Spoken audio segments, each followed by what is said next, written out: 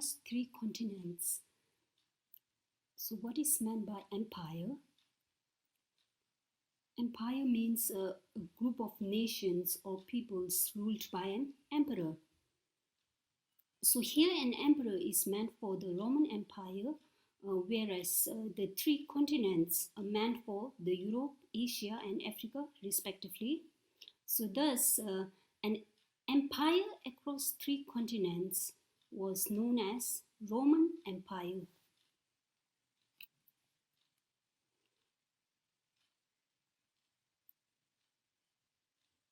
Can you guess this map? This map shows the Roman Empire.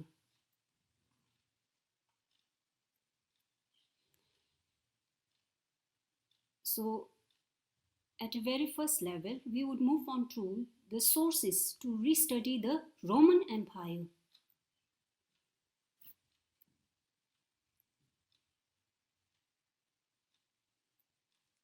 So the sources which are available for Roman historians can be broadly divided into 3 groups.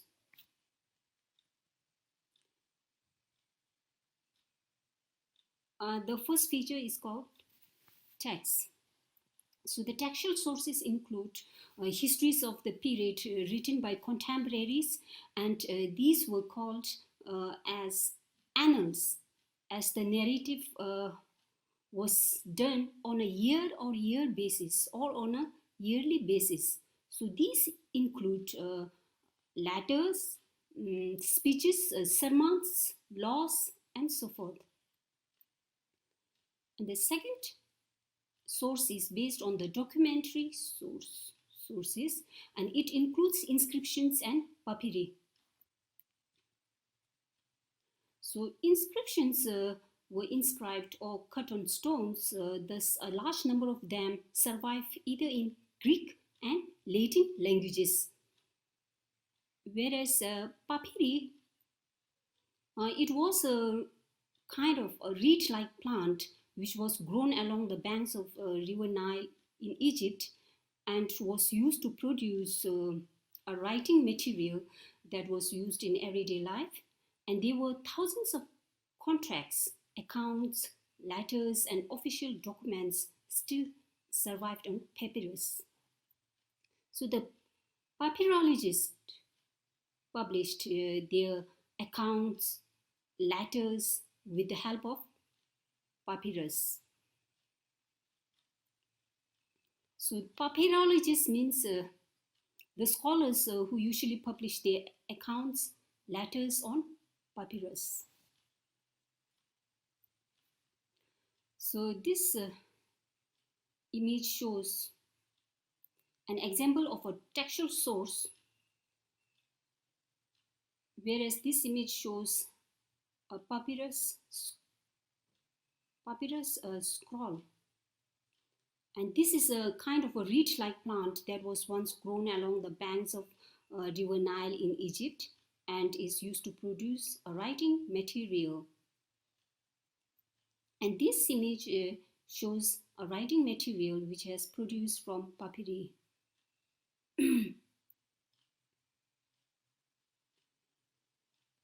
And thirdly, we would move on to the material remains. So it includes a wide range of items such as pottery, structures, coins, mosaics.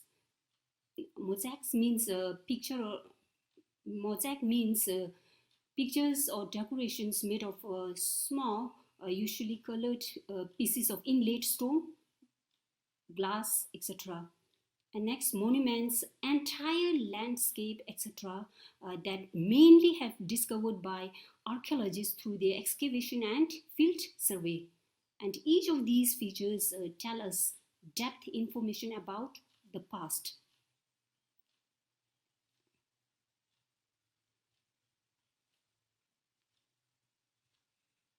Pottery, this image shows pottery.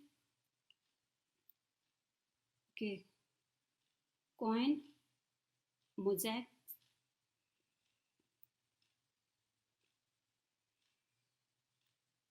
okay, monuments, structures, and then the entire landscape. Now we would move on to the founding of the Roman Empire. So, according to a legend, a small settlement, known as Rome, was founded by twin brothers, Romulus and Remus, on the left bank of the river Tiber in the Italian peninsula in the middle of the 8th century before Christ. So, Romulus killed Remus in order to become the first king of the Rome, and the city was named after him. The city of ancient Rome was built on 7 hills. It is said that the original city was founded by Romulus on Palatine Hill.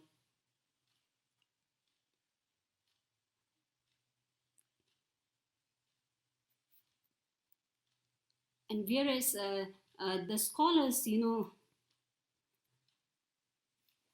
believe that the early in the 8th century BC, the occupants of small Latin settlements in the hill in the Tiber Valley united and established a common meeting place, the Forum, around which the city of Rome was established. And Rome occupied a strategic position, having situated at a convenient place for crossing the river and protected by hills and marshes. So gradually, merchants and craftsmen began to settle in the city, and the Romans occupied the neighboring towns and settled a part of their inhabitants there.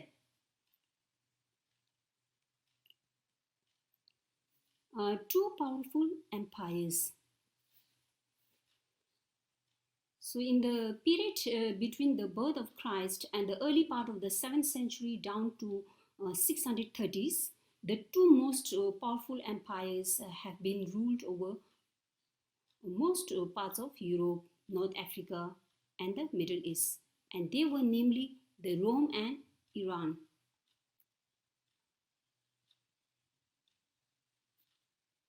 The Roman and Iranian empires. So, these both empires were opponents and engaged in fighting against each other for much part of their history in terms of dominating territories of one another.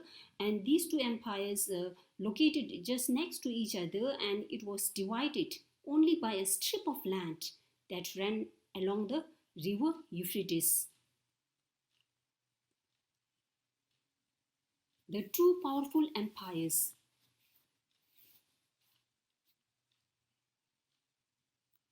So, regarding the Roman Empire, to the north, the boundaries of the Roman Empire were formed by two great rivers, and those are the Rhine and the Danube, whereas to the south,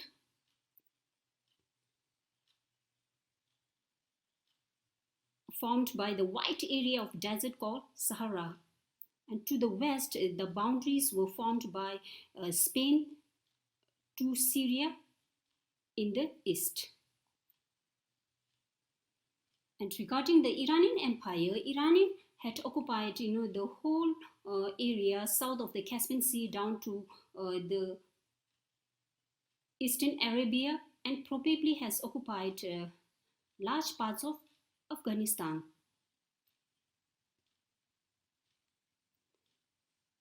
Okay, here you would find the map of Roman Empire, river Danube here. Okay, river Danube.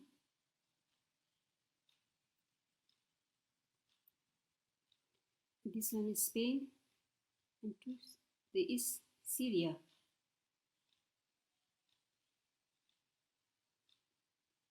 Rhine.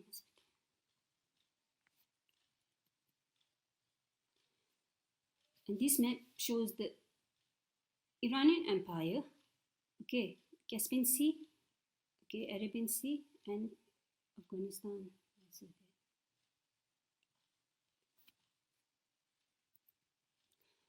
Now here you would find the difference between the two superpowers.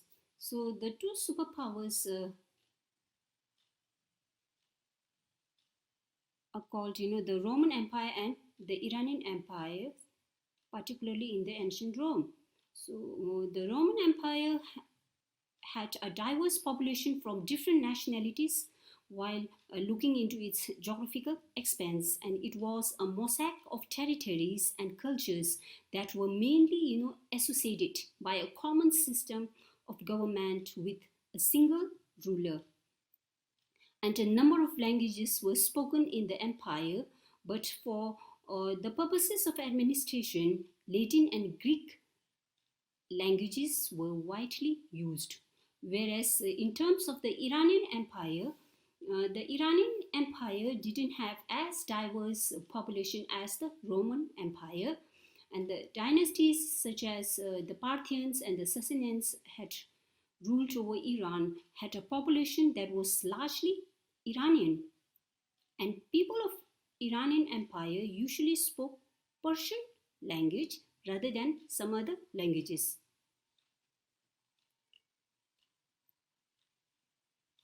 Two phases of the Roman Empire, and those are the early empire and later empire. The early empire means the whole period falls towards the end of the 3rd century, whereas on the other hand, the later empire means the period which falls after the 3rd century.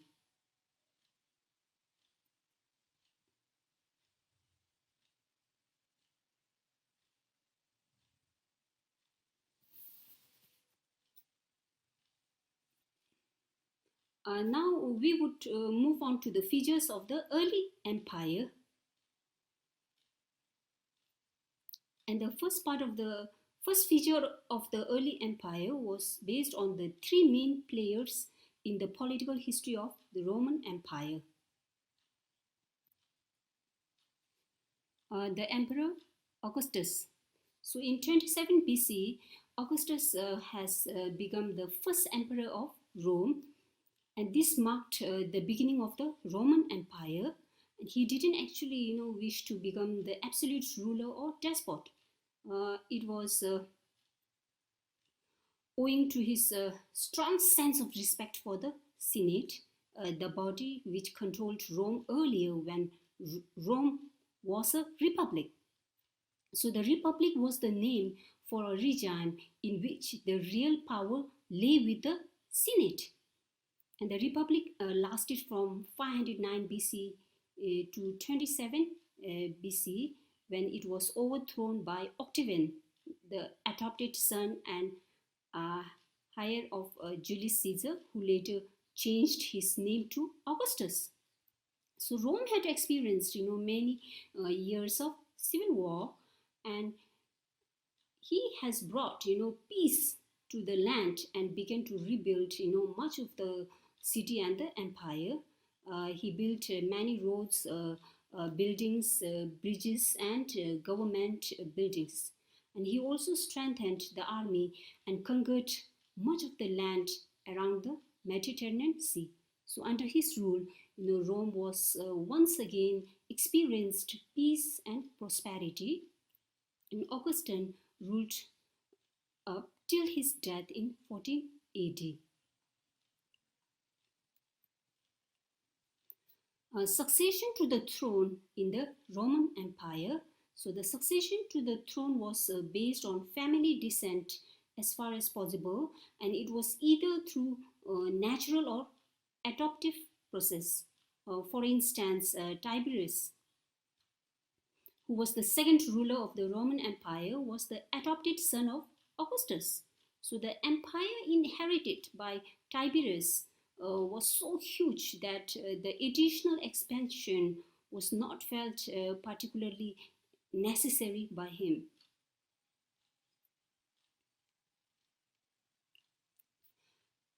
Trajan. So regarding the Trajan, the only major campaign of expansion in the early empire was his unsuccessful occupation of territory across the Euphrates in the years 113 to 117th century was neglected by his successors. So the Emperor Trajan had also dreamt of conquering India. So in the words of historian Cassius Dio, Trajan was looking longingly, at a margin ship setting off to India and wished that he were as young and capable as Alexander to conquer India.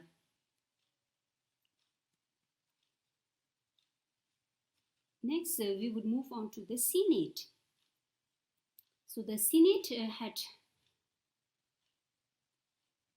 been existed for centuries, and it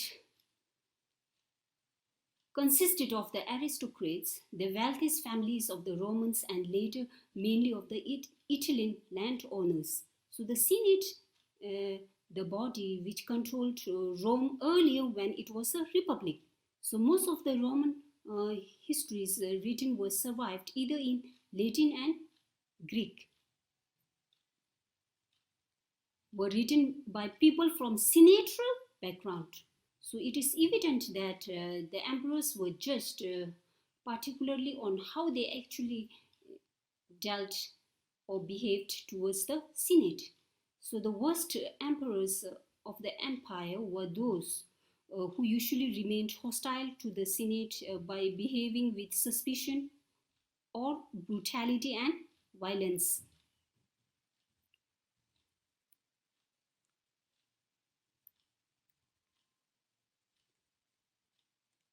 The Senate is also called as the second pillar of the Roman Empire in terms of administration.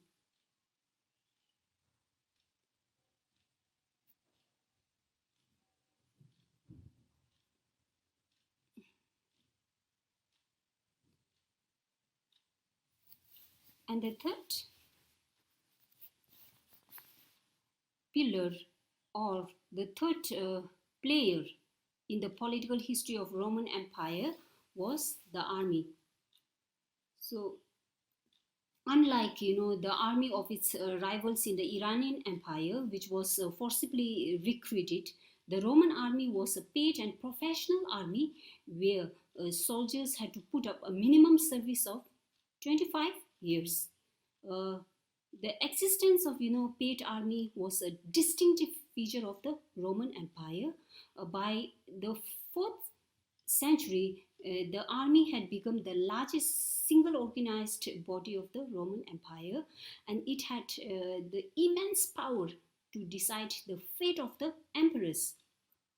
The soldiers, continuously agitated for having better wages and service conditions, and these agitations often took the form of mutinies if the soldiers felt disappointed by their generals and by the emperor.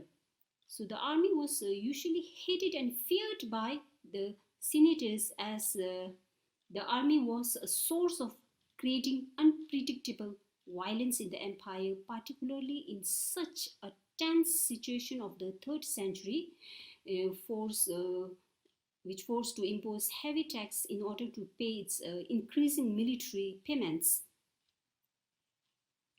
So the loyalty of the troops, to Augustus was assured by taking their personal oath of loyalty to him and by his role as their sole paymaster.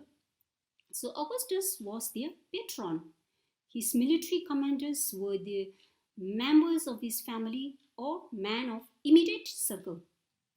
He also kept the army engaged in many campaigns, and it was used as a means of adding political boundaries. So in a real sense, the success of individual emperors depended wholly on the control of their armies, and the division of armies would have often lead to the occurrence of civil war. So civil war means the armed struggles for power within the same country, unlike to conflicts between different countries. So thus, it can be said that the emperor, the senate, and the army were the three players in the political history of the Roman Empire.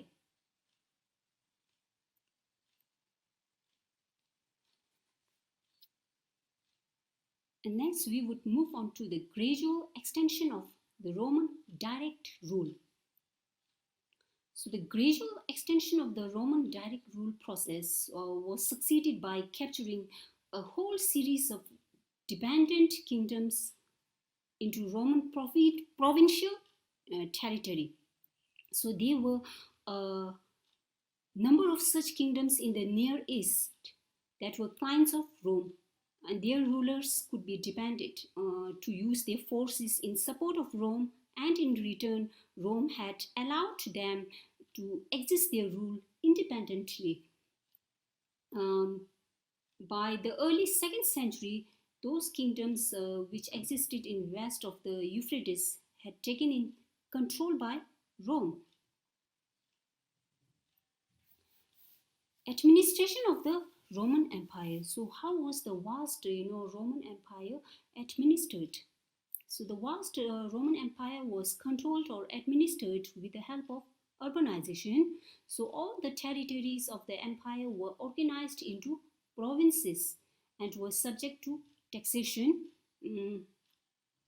For example, Carthage, Alexandria, Antioch, that lined the shores of Mediterranean were the foundations of the imperial system. And it was with the help of these cities that the government was able to collect tax from the provincial countrysides, which generated enormous wealth of the empire. So this shows that the local upper class was actively involved with the Roman state in terms of administrating their own territories and collecting taxes from them. So the important features of the Roman political history has shown the dramatic shift in power between Italy and the provinces.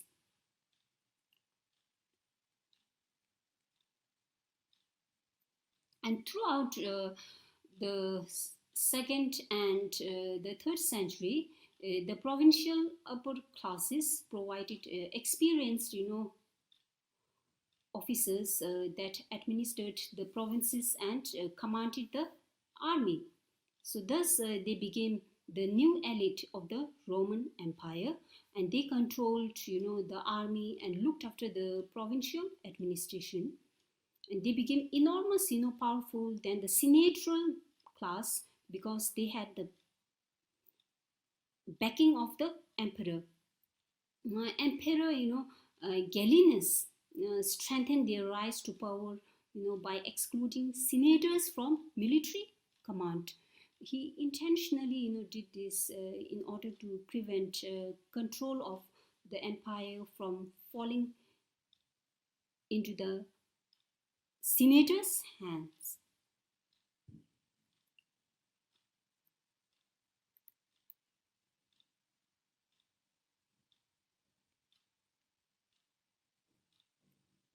So the meaning of the Roman city in the Roman sense. So in the Roman sense, an urban center has its own magistrates, city council, and a territory containing or including villages under its own jurisdiction. So magistrate means officials who act as judges in law courts which deal with minor crimes or disputes.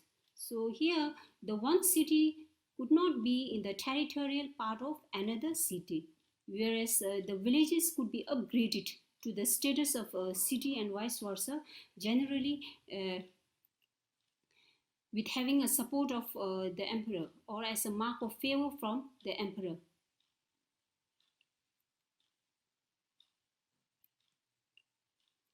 Advantage of living in the city of Roman Empire. So the advantage of living in the city was that it might be provided better facilities, particularly during the incidence of food shortages and even famines that faced in the countryside. So here the Dr. Galen had written on how Roman cities treated the countryside. In his words, it was the custom of the city dwellers to gather and store enough grain for the whole of the next year, at once after the harvest, carried off all the wheat, barley, beans, and lentils, and left to the peasants various kinds of pulses after gathering quite a large quantity to the city. So, after having consumed what was left in the event of the winter, the country people would resort to unhealthy foods in the spring, such as by consuming twigs and shoots of trees and bushes and bulbs and roots of inedible plants.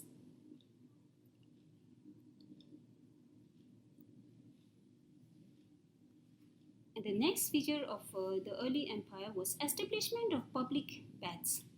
So the striking feature of the Roman Empire were its public baths. The Roman people, would go to take baths in these house baths. So bathing was a pastime for Romans. The urban population also enjoyed this activity as higher form of entertainment. So once there was an Iranian ruler who tried to introduce the Roman public baths into Iran. That time he faced wrath of the Iranian clergy by clarifying that water was a sacred element and using it for public bathing may have seemed like treating with violent disrespect to them. For instance, one Roman calendar mentions that a spectacular filled no less than 176 days of the year. As in Greece, the